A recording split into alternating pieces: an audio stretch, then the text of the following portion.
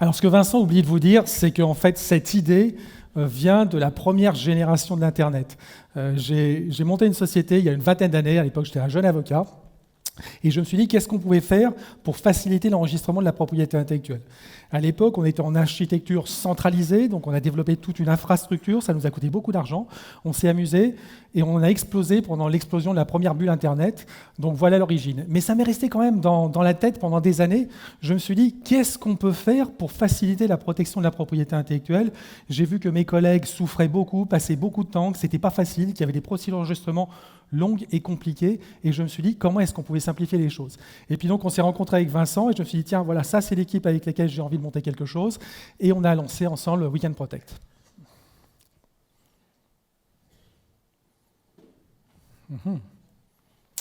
Le problème, c'est qu'actuellement, on a des assets intangibles qui représentent une grande valeur des sociétés.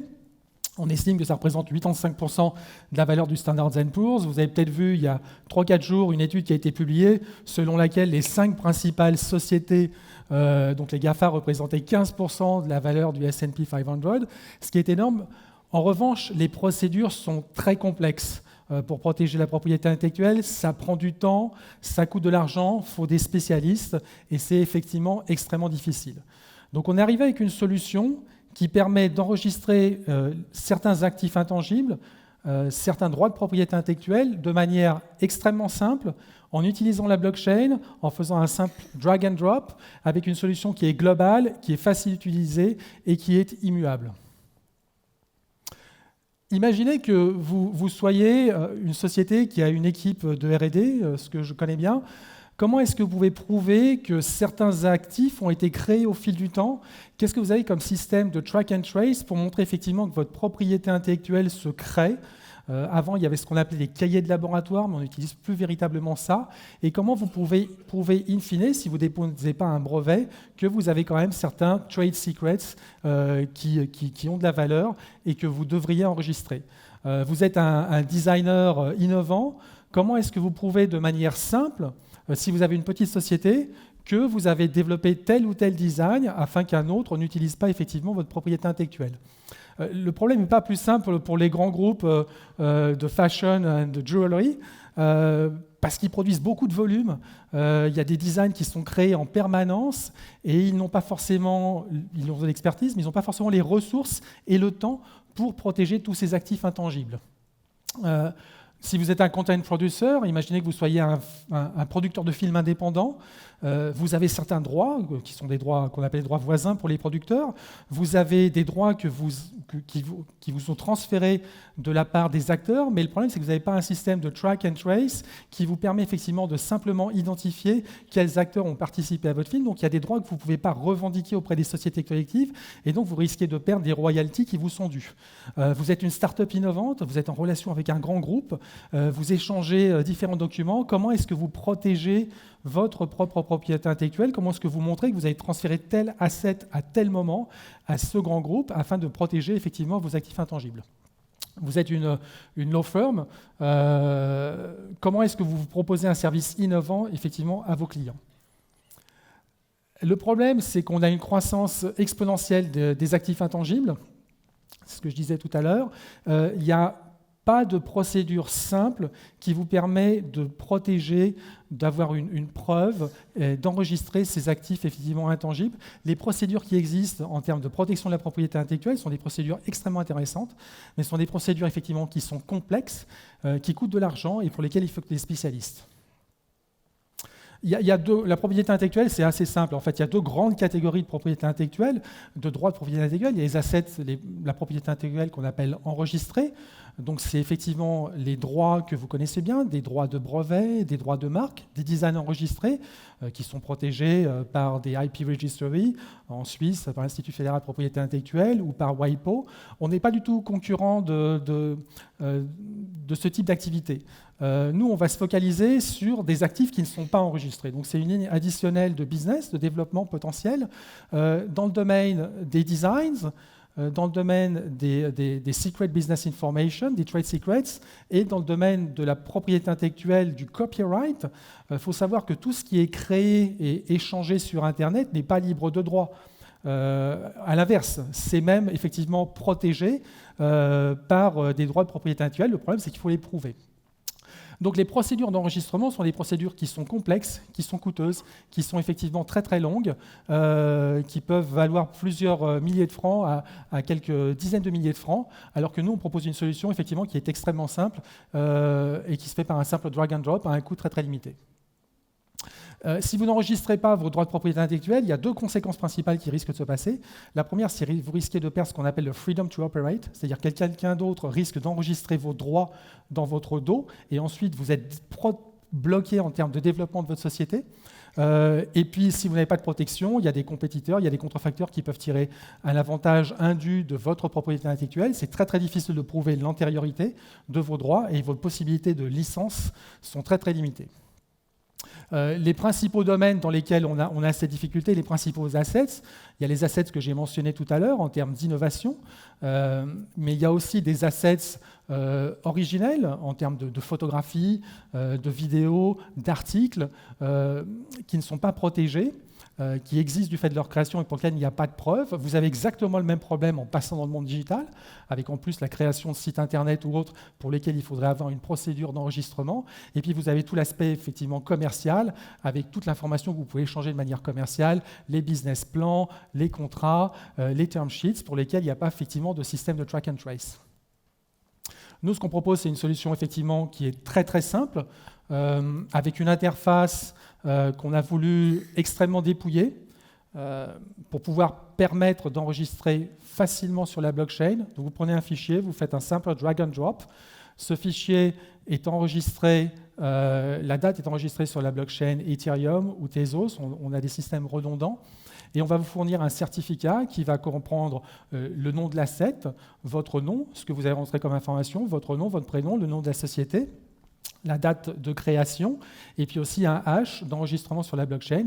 Et ce certificat vous est envoyé afin de prouver que c'est vous qui aviez l'antériorité. Quels sont les bénéfices clés de cette solution? Il y en a plusieurs. Le premier, c'est scalable and secure. Il y a des systèmes qui ont été mis en place par des IP registries qui coûtent beaucoup moins cher que d'enregistrer un brevet ou d'enregistrer une marque, ou des systèmes de notarisation. Le problème, c'est que si vous voulez notariser quelque chose, ça va être très très compliqué. Imaginez que vous voulez créer un site internet, que vous voulez notariser ce site internet pour avoir une date certaine, il va falloir prendre soit des screenshots, soit une clé USB, aller voir un notaire. Le notaire, il faut prendre rendez-vous, il faut aller faire effectivement un timestamp, et il va vous donner ensuite un certificat de notarisation, mais ce n'est pas une procédure très simple. Nous, ce qu'on propose, c'est une solution extrêmement simple, qui est scalable, qui peut se connecter effectivement à l'ensemble des systèmes existants. C'est une solution qui est confidentielle. Nous, ce qu'on va vous fournir, c'est un certificat d'enregistrement. On ne va pas, à moins que vous nous le demandiez, héberger vos assets.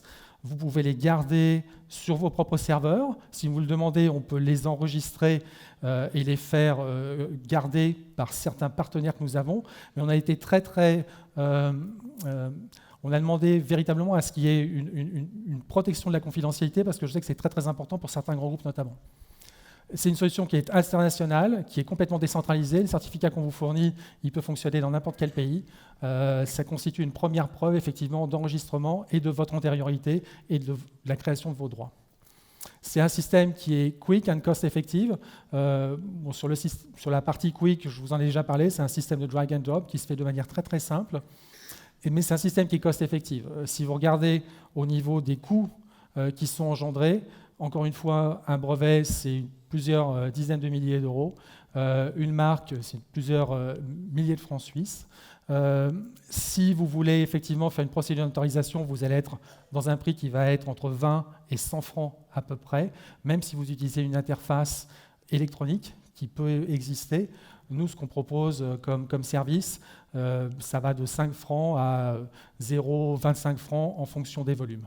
Donc c'est simple, c'est facile et ça ne coûte pas très cher.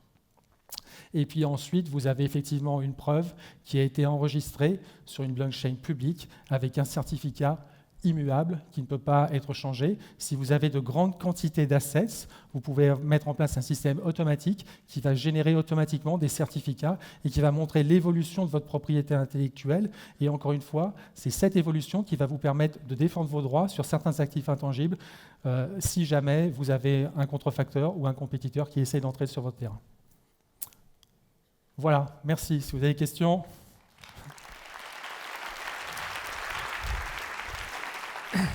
Merci Philippe pour ta présentation. Alors depuis ce matin, nous avons des intervenants qui viennent nous présenter les intérêts de la création, des designs. On a les Insta Stories des étudiants qui viennent nous montrer là aussi qu'on produit une quantité énorme finalement d'actifs digitaux, presque toutes les secondes. Est-ce que ce type de solution pour les 1500 personnes présentes ici peuvent être applicables, même si personne ne connaît la blockchain aujourd'hui? Oui, typiquement, peut-être pour les 1500 personnes, tout dépend du business, mais on a fait véritablement attention à mettre en place une solution qui était très très simple pour pouvoir justement permettre à des étudiants, on a même un système effectivement avec un enregistrement gratuit, parce qu'on s'est dit effectivement qu'il y avait des étudiants qui pouvaient vouloir enregistrer leur design, qui pouvaient enregistrer leur mémoire de fin d'études, qui peuvent nous donner l'autorisation de le publier et pour lequel ils vont avoir envie d'avoir date certaine de création. C'est un système qu'on va lancer officiellement, comme tu sais, le 20 janvier au Geneva Blockchain Congress. Le système sera live dans les semaines qui suivent, avec deux types à peu près de clients. Il y a les clients originels, qu'on appelle les individus, qui peuvent enregistrer de manière extrêmement simple. Il y a les small and medium enterprise, pour lesquels on fournit des systèmes plus complexes d'abonnement, de souscription, pour pouvoir enregistrer certains volumes. Et puis il y a les grands groupes pour lesquels on va fournir les solutions en white label afin de se connecter directement avec leur système qu'on appelle les systèmes DAM, Digital Asset Management, et qu'eux-mêmes puissent enregistrer directement sur la blockchain les assets qui sont créés au fil de l'eau. Alors les grands groupes, on en a plein à Genève, notamment dans le domaine horloger, du luxe, etc. Finalement, c'est aussi des groupes qui créent beaucoup, avec des designers, des concepteurs. Eux, comment ils vont pouvoir, avec ces solutions white label, utiliser ce type de solution et qu'est-ce que ça va leur apporter par rapport à leurs solutions actuelles? Oui, alors typiquement, c'est un excellent exemple. Les grandes sociétés suisses sont extrêmement innovantes. On est un pays qui est toujours classé dans les top rankings en termes d'innovation. Et les grands groupes participent beaucoup de cette innovation. En revanche, l'innovation qu'on va avoir dans les grands groupes, c'est souvent une innovation qui est incrémentale, parce que la transformation digitale est plus souvent, du fait de la structure, de la résistance à la structure, elle est parfois subie plutôt que voulue. Et malheureusement, ça donne le champ libre à des petites sociétés innovantes qui vont développer des produits et qui prennent beaucoup de parts de marché. On a vu cette explosion du digital et la transformation digitale dans les années passées. Pour les grands groupes, l'intérêt, c'est de se connecter directement avec leur système existant et qu'eux-mêmes n'aient pas à mettre en place des procédures de notarisation complexes qu'ils ne vont pas faire parce qu'ils n'ont pas forcément les ressources et le temps de le faire. Donc il y a toute une partie d'assets, notamment sur les designs. Je connais bien le domaine qui a, on va dire, du luxe, notamment dans la joaillerie. Il n'y a pas forcément tous les designs qui sont enregistrés parce que la vitesse du marché est ce qu'elle est, parce que les coûts d'enregistrement sont extrêmement importants. Nous, ce qu'on va fournir, c'est une solution extrêmement simple qui va pouvoir se connecter au système et fournir à un coût très très modique une solution d'enregistrement. Ensuite, c'est à vous, en tant que grand groupe, bien entendu, de faire le nécessaire sur les designs les principaux pour aller faire de l'enregistrement de design, pour aller faire l'enregistrement de brevets, pour aller faire l'enregistrement de marque.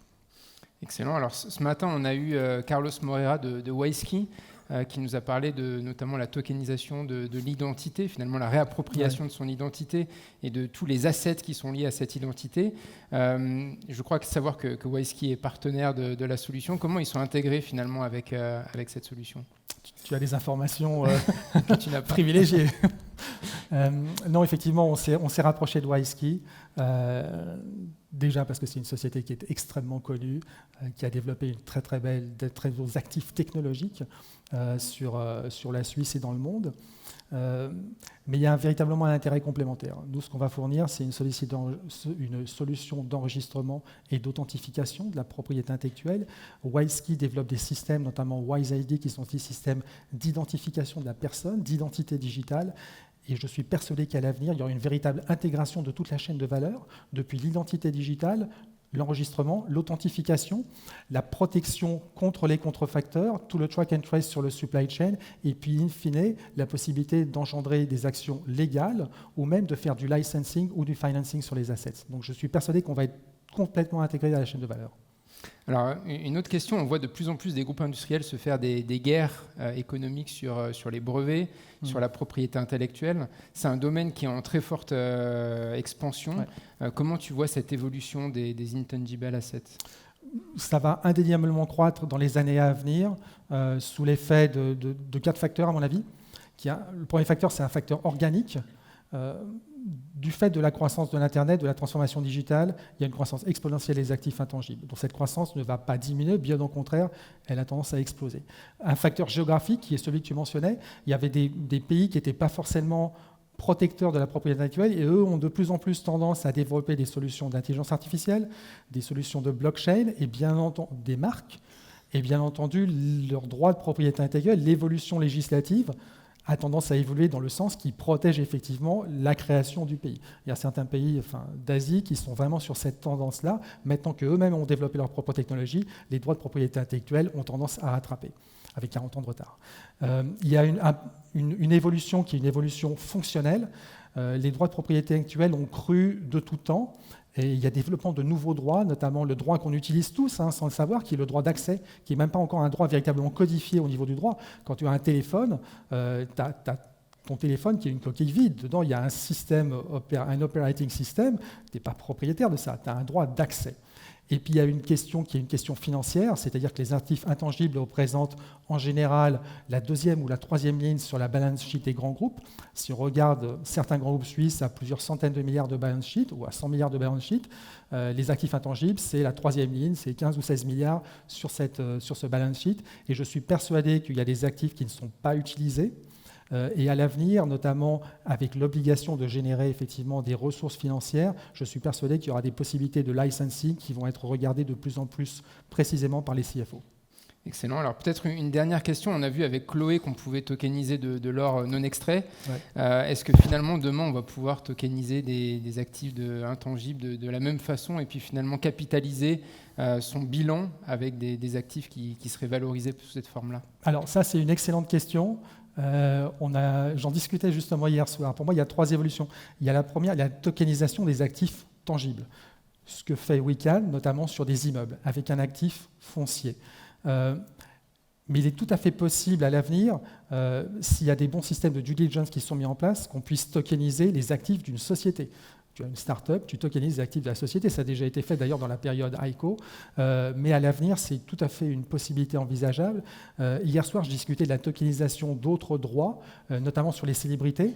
Le name and likeness d'une célébrité, qui n'est pas un droit enregistré au niveau de la propriété intellectuelle, mais de plus en plus, notamment il y a une société, on discutait aux États-Unis, qui est en train de mettre en place un système de tokenisation de la name and likeness de célébrités décédées, pour pouvoir effectivement bénéficier des revenus qui sont générés sur ces célébrités. Donc je suis persuadé que ça va encore croître à l'avenir. Les possibilités sont infinies. Excellent. Merci beaucoup Philippe pour cette présentation. Merci Vincent.